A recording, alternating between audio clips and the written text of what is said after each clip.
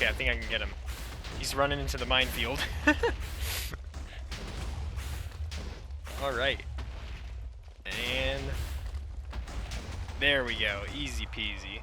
Hey guys, so this is a full setup of a spell system, and we're going to be going over how to make cool things such as this fireball, which is going to be today's episode specifically, where it will hit, and this thing can also be used to later detect who got the kill, as opposed to, oh, getting a little bit of lag.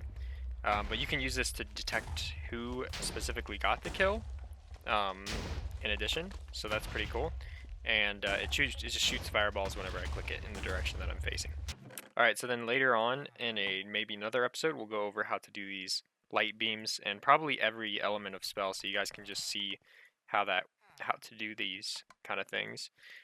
Just covering lots of topics because each spell will have a kind of new interesting. I'll try to make it have a new interesting feature about it. So fireballs is using entity launching. That's the interesting feature about it. And the light beam would be ray casting and some other stuff. But anyways, so this one's going to be a long video. It's going to go over general setups for systems of right-click detection. So we're going to go over like how to set up a system for right-click detection, which is used in more than just spells. So this should be useful to you even if you don't plan on using spells.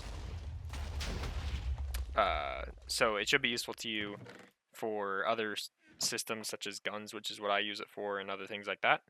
And it's not super complicated. It's a pretty simple system, but it is important to set it up this in a certain way so that it's easy to expand.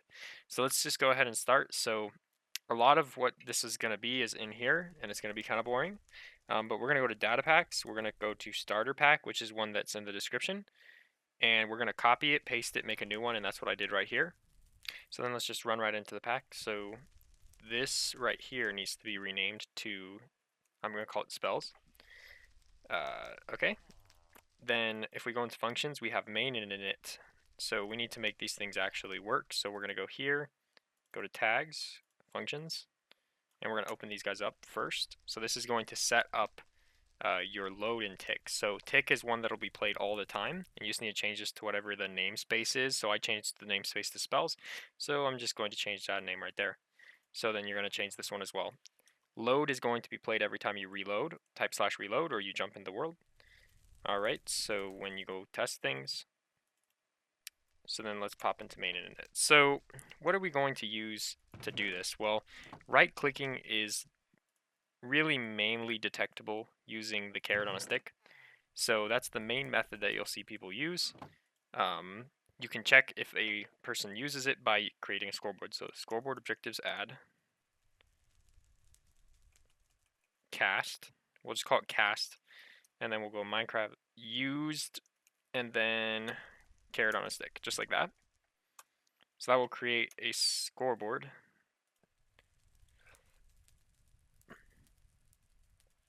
That will create a scoreboard that gets used in the sidebar. So scoreboard is a sidebar cast. So we're going to put it in the side, and you can see I already have one called cast spell.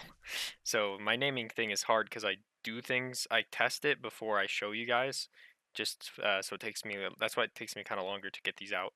So when I right click, it'll show 1, and then when I keep right clicking, it'll increase. Alright, so this checks when I right click with one of these. Now alternatively, you can put this in someone's offhand and right click it. But I would just suggest using this and then retexturing it. And if you are in 1.14, which I suggest you use as well because it's better than 1.13 for a lot of reasons.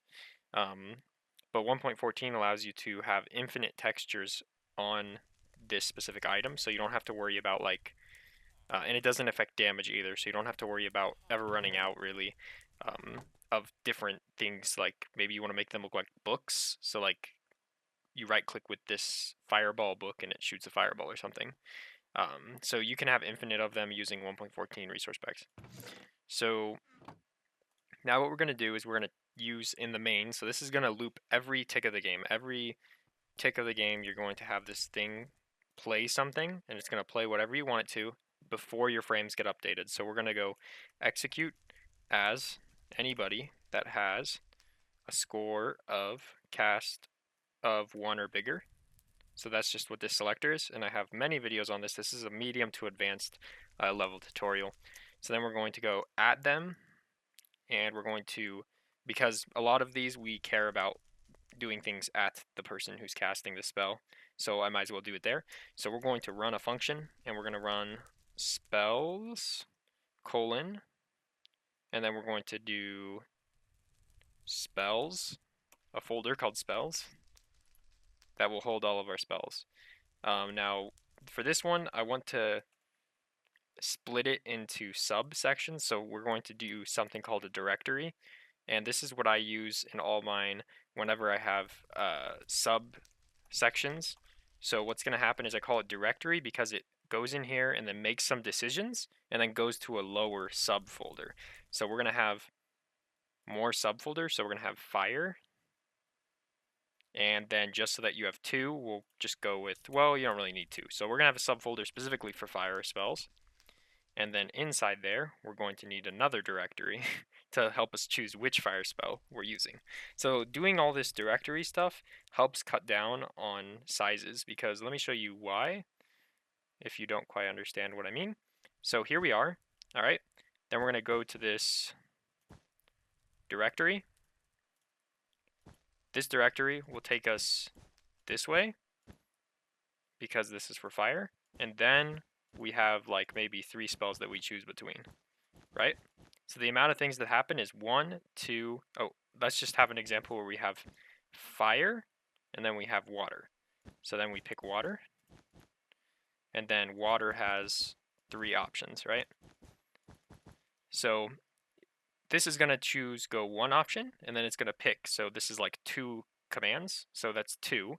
And then we go to one of these, and then it'll do 3. So the total commands will be 1 for a check, and then 3 to check between the other. 2 for a check. 2 checks, and 3 because when you get into one, it'll pick 3. So it's a total of 5. Now, if we decided to implement it with just every single spell, so all the spells in the top folder, A, that would look messy and be disgusting, and B, you can already figure out that here we have 6. So what's bigger, 6 checks or 5 checks? Obviously, 6 is bigger, but this kind of relation between there being less for branches really makes a huge difference when you start working with hundreds. If I have 100 and I split them into 8 subcategories, then the amount of checks I have to do is like 8 plus however many's in the subcategory, and 8 plus however many's in the subcategory, like let's say even if there's 20 in a subcategory, 28 is much less than 100. So that kind of directory system is really useful for saving space on like how many things get played. So we're going to go to the spells directory, then we're going to go in the spells directory. We're going to figure out, we need to figure out what element they're using. So execute if score. So now you can use the if score syntax to just check a score without using the selector syntax, because I prefer the if score syntax because it's just easier to look at, and you can do comparisons other than just whether you're in a range. You can say if you're bigger than something else. So if score at s element matches 1. So if you're element 1, then we are going to run spells colon spells slash fire slash directory. So if we have an element score of 1, then we are going to do a fire spell. So scoreboard objectives add element, which it already exists because I used it in the other one, but let's add it to our init file. So you want to add all your scoreboards to your init file that you create so that if you take it to another world, you have everything there. All right, so now if it matches 1, we're going to play the fire, okay? And then last thing, we will go the exact same thing, but now if instead of checking element, we'll call it spell ID. If the spell ID is 1, then we are going to play fireball. So then we will create a scoreboard for that, which also already exists because me in the past thinks really similar to me in the future. All right, so when you cast it, what it's going to do is it's first going to check whether you have the thing you're using has an element of 1, so it's a fire element. Then it's going to check if you have an ID of 1, making it a fireball spell.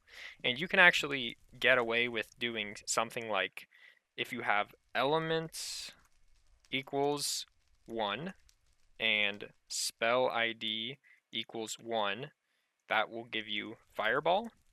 But if you have element equals 2 and spell ID equals 1, that'll give you light beam.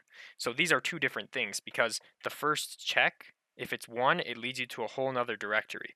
And this is kind of like how binary kind of tree, I don't want to say anything wrong, but this is kind of like how binary stuff works, in the sense that when you have two options, right? I have 1 and I have 0. This doesn't mean I only have two things I can choose. I can choose 1, 1, 0, 1, 0, 0, or 1, 0. So it actually gives me 4 options, even though I only have 2 places that I can change. So giving myself element and spell ID gives me a lot more variability and more things to play with there. So I don't have to make spell ID. If I have 100 spells, the highest number on spell ID would probably be like 15 instead of 100. So this multiple tree thing is really useful for organization and saving space on size of things, numbers, and stuff like that. Anyways, so now how are we going to get this element in this spell ID? Well, the best way to do it, or I guess I shouldn't say the best, there's a lot of ways to do it. The way that I'm going to do it is by grabbing the data. So we're going to do execute, store, result, score. So we're going to store something onto my @s element score. And what we're going to store is data get @s selected item. All right. So what we want to do is use fake tags to keep this number. So if I do give @p, one of these, then I can put in fake tags here in between these parentheses. So I can go element :1. So this number that I put here, I can put 1, 2, 3, 4, 5, 6. I can put any number there and it'll work. It'll save it, okay? Then I can also do spell ID 1. Again, any number I put here, it'll save it to the item. So if here's the new one that I have. So let's go data get entity @s, and I have a whole bunch of stuff. This is a mess. So let's narrow it down. Let's go to my selected item. And now if I do F3D so you can see it clearly, now it narrowed it down, but we want to isolate this number on the element, okay? So we're going to do a dot so that we go deeper, and we're going to go into the tag. So now we have 2 tags in there. And then we're going to go deeper. We're going to go element. So now that just gives me a 1 because my element tag of my selected item is 1. So we're going to copy all this, put it back into this execute store result place, because what will happen is that 1 that it read from here is going to be stored onto my element score. So this will put 1 onto my element score. If that number was a 4, then it would put 4 onto there. Now I'm going to use that to grab the element, and then I'll also grab the spell ID up here, because I don't want to have to repeat myself in each lower subsection. So I'm going to grab the spell ID up here as well. So we're grabbing all the 2 data that directs us to what we want to do up here. So then we will have 1 here, and then we will have 1 here. Yeah, and if you don't have anything or it can't find this tag, it will store a 0 on there. So that will help with making sure that you don't let them shoot a fireball if they're using a regular carrot on a stick just because they previously did a fireball. Okay, so let's see. So now this should work. So let's go into the file and let's create something to test this. Let's go with fireball right in here. And let's say fireball like that. All right, so we're going to type reload, and now that should pop up the entire data pack.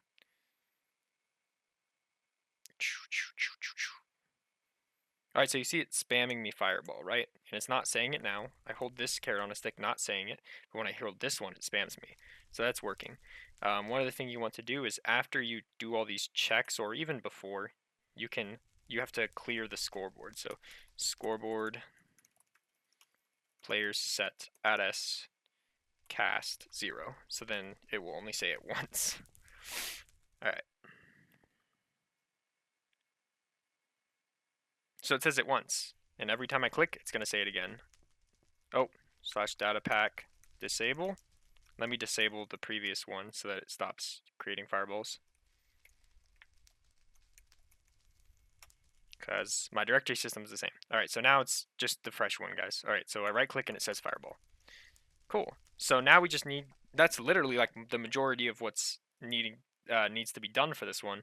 The last thing we need is just for it to create this Fireball. So we're going to create this Fireball.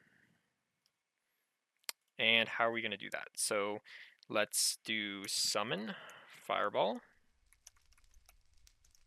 All right, and we're going to summon this Fireball now. I am going to do a little cheating here, but it's just as beneficial to you guys. We'll all be fine. Let's pop into here. All right, so I just didn't want to pull up the Google page because this game gives me bad frames and stuff when I open up Chrome. So this is going to move up 1.35, and that's because when it's played at my foot level. So it needs to be moved up to my eye level because you shoot a fireball out of like your face. Then it's going to move forward in one direction that I'm looking. It's going to summon it one direction that I'm looking, like that far ahead. And this thing has an explosion power of 2. You can change that if you want. The direction is 0, 0, 0, so it's not moving, and the tags is launch. All right, so those are a few important things. The direction is 0, 0, 0. It won't work. You can't summon it without that. And the launch is also important. So then all we need to do is not even execute run. You just have to do this. Okay. So this is where we're going to start working with files that are generic actions that I want to happen. So let me go back to my data packs. Let's go back into ours. So wait, let me go back into there because I'm going to need a file. This is a file that will be it should be linked in the description. Actually, I'll grab it from Dropbox just to be so that you guys have the right one. Here it is, launch in Dropbox. So I'll copy that. And then let's go back to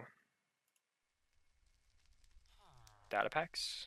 All right. So this is a launch file, and it's one that I made a while ago for launching entities.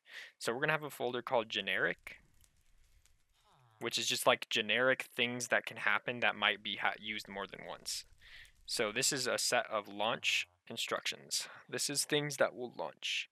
So what we're going to do is, so what this does is it creates some scoreboards, right? Then it saves the current entity's position, moves that entity forward, then saves its next position. Then it subtracts the final from the initial position to get the distance it traveled, and it stores that onto the motion tags with a smaller scale so that we have decimal precision. Notice how these 1000s gave us a bigger scale for decimal precision.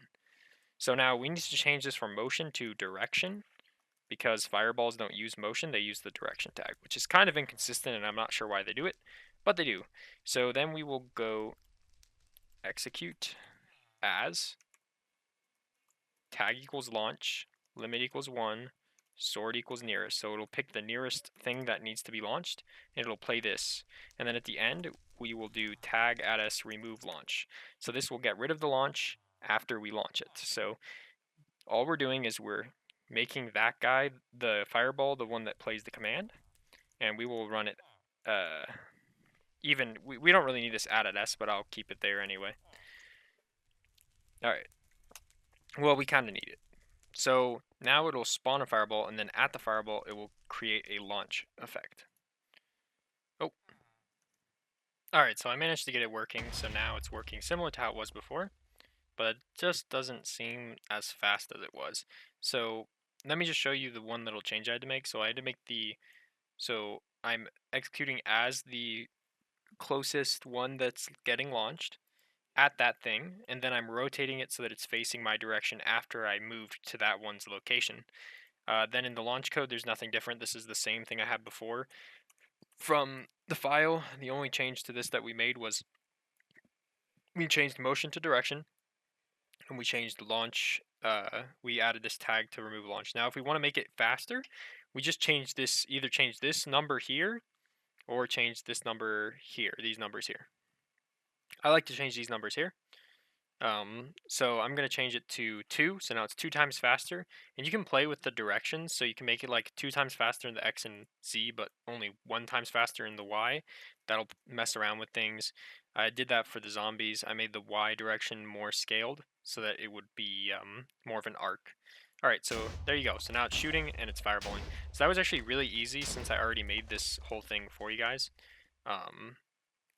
So the so basically that wasn't super bad. We only had really like 2 commands for this spell.